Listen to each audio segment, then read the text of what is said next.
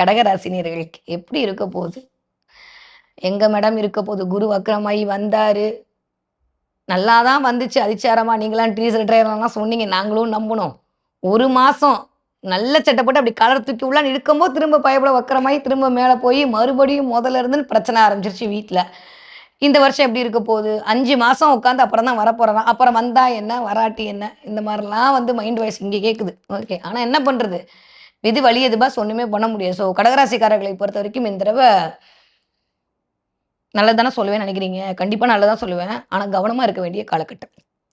என்னதான் சூப்பரா இருந்தாலும் முதல் ஒரு 5 மாதங்கள் சின்ஷன் மாரி அமைதியோ அமைதின்னு இருக்க வேண்டிய காலகட்டமா தான் இருக்கு. என்னதான் மத்தெல்லாம் விட்டாலும், இந்த சைலன்ட்டா உட்காந்து அப்படியே ஊசி ஏத்திட்டு போற வேலையெல்லாம் மிஸ்டர் ராகுவும், கேதுவும் பண்ணுவாங்க. மத்த எல்லா பிளானட்டும் சூப்பர் தான். ஹாப்பி தான். ஆரம்பிக்கும்போதே நம்ம ராசிநாதன் அப்படியே உச்சம் அடைஞ்சு உட்காந்துருக்கு. அதெல்லாம் 2வது பட்சம். கிட்டத்தட்ட 8ஆம் இடத்துல இருக்கக்கூடிய இந்த ராகு வெரி டேஞ்சர் ஃபெலோ. 2ஆம் இடத்துல இருக்கக்கூடிய இந்த கேது, ஏன்டா வீட்ல இருக்கோன்ற மாரி சினாரியோ கிரியேட் பண்ணி விடுவாரு.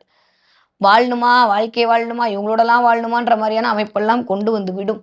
அதனால அதுல மட்டும் கொஞ்சம் கவனமாக இருக்க வேண்டிய காலகட்டம் தான். நெறைய பேருக்கு கடன் அடைவதற்கான வாய்ப்பு இருக்கு. இந்த 12ஆம் இடத்துல குரு இருக்கக்கூடிய இந்த காலகட்டம் நான் திரும்பவும் சொல்றேன். கடகராசிக்காரங்க ஒரு 5 மாதங்கள் எங்கேயாவது போயிடலாம், எங்கேயாவது இருக்கலாம், இந்த இடத்த விட்டு இன்னொரு இடத்துக்கு போலாம் அப்படின்னு யோசிச்சீங்கன்னா கொஞ்சம் வெயிட் பண்ணுங்க. தலைக்கு மேல குரு வருவார். அது உச்ச குருவாக அமர்ந்து உங்களுடைய 1, 5, 7, 9ஆம் பார்வையெல்லாம் இயக்கும்போது வேற மாரியான டிரான்ஸ்ஃபர்மேஷன் கண்டிப்பாக நடக்கும்.